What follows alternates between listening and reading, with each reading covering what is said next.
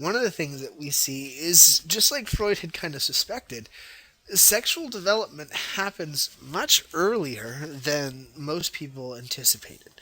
Most of us think of our first sexual encounters in early adolescence, maybe late childhood, as being that first moment where we're actually interested in this idea of sexual activity. But many studies have shown that most children do engage in some type of sex play or exploration at a much younger age than they would be capable of actually experiencing any true sexual pleasure from the experience.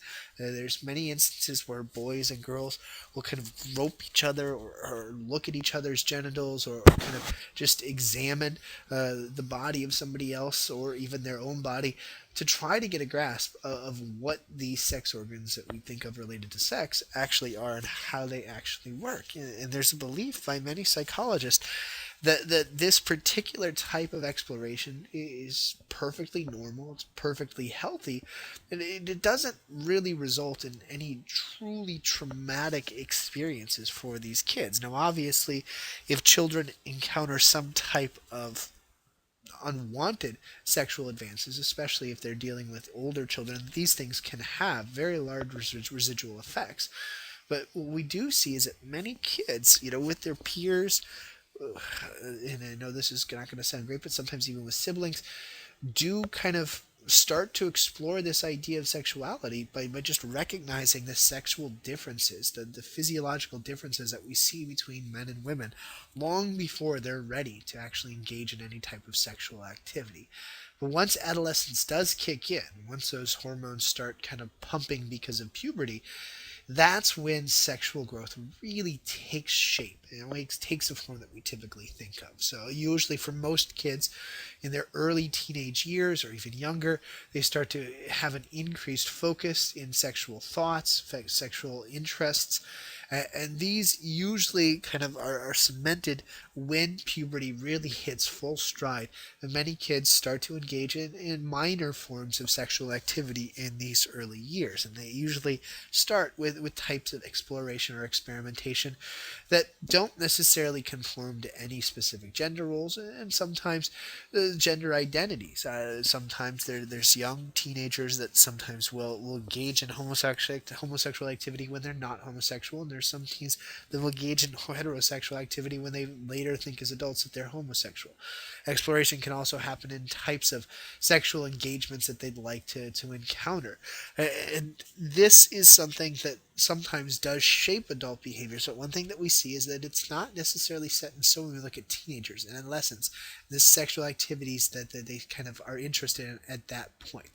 But we also see, which is very, very interesting in these particular types of studies, is that the culture that a child grows up in, the environment that they find themselves in, can really impact the amount of sexual activity the child engages in. If a child is in a family or an environment where promiscuity is very prominent, where sexual conquest or sexual ideas are really encouraged, then those children can become very sexualized at a very young age. If you've got other types of families where these things are not encouraged, or not necessarily even talked about, then a lot of the sexual development of these children can kind of be stunted, whether they're not as sexually active or sexually interested as some of their peers that are around them.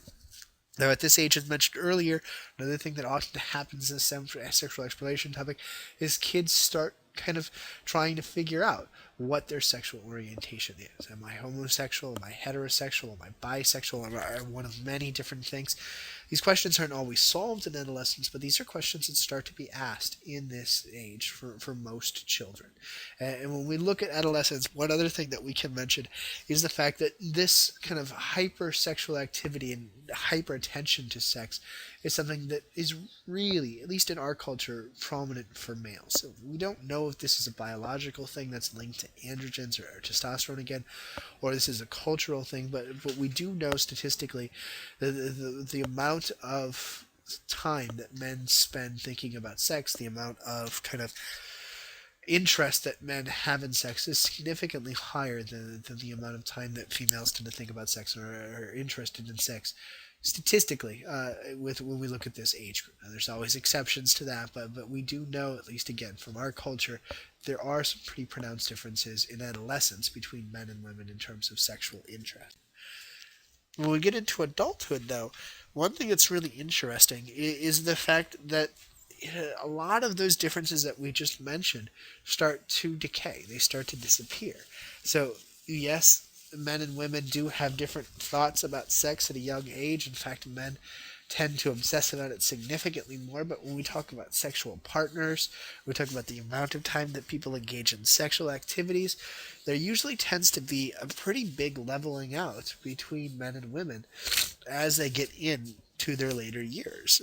And this is not necessarily true for all people, but it is true for many, many, many people. Now, when we get into our late adulthood years, usually middle adulthood, there is kind of a decrease originally in sexual drive for women when they experience something called menopause, where they're no longer producing any eggs and incapable of reproducing, and that can not only cause some major biological changes in the body, but it can also impact sexual drive in females.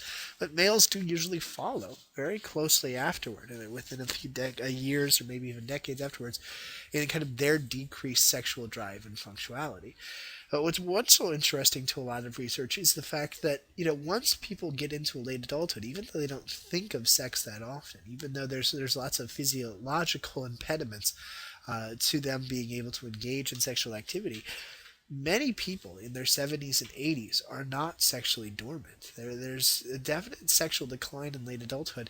But there's a lot of studies that have shown that many people who we don't even suspect is engaging in sexual activity still engage in those particular acts on a regular basis. And in fact, there's some research recently that's been published to show that one of the areas where there's the highest rate of STD contraction is actually in elderly homes, where it's almost kind of like a dorm room where there's people who in their later years aren't necessarily encouraged to practice safe sex, aren't really kind of aware of these things, that are engaging in significantly more sexual activity than we had originally thought. And these findings really bring to light the notion that even though our sexual interest might be waning, it doesn't completely go away even in our later years. And that's true for both men and women. And again, this adds some complexity to the story that we thought was fairly simple before actually looking at it from a research perspective. Before we go, I do want to mention one last time, even though I've hinted at it, that when we talk about sexual interest, there's a big belief by many researchers that the environment somebody's in, the factors that they encounter in their childhood and early adulthood, has a huge impact on sexual promiscuity and sexual activity. What we've seen is that there are, over years of research, is that there are a lot of triggers that we can use to predict whether or not a child is going to engage in sexual activity, in particular, very young sexual activity. One of the things that we've seen is that children who have less parental support, lower academic performance, actually are from lower socioeconomic statuses, or have already indicated use of drugs, oftentimes have a 2, 3, 4-fold increased chance of engaging in sexual activity, and not only engaging in sexual activity at a young age, but sexual activity at a much younger age than their peers. Most children don't usually engage in their first sexual activity until they're almost done with high school. In fact, many kids don't even engage in their first sexual activity until they're in college or even after college.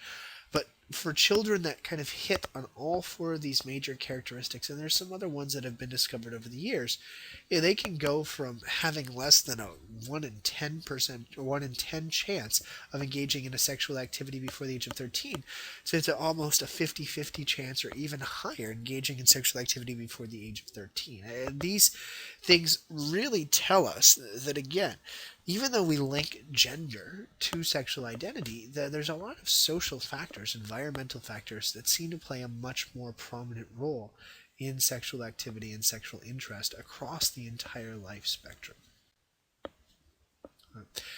Now that we've covered the basics for differences between men and women, we're going to do something a little different for this class. What I'd like you guys to do to kind of close out this class is watch a video series. It's actually a documentary on something called Middle Sexes, and it gives us a take on something that your book kind of neglected to discuss, and that's the notion that Oftentimes when we look at this idea of sexual identity, it's not quite as cut and dry as we'd like to believe. It's not that all males think one way, all females think one way.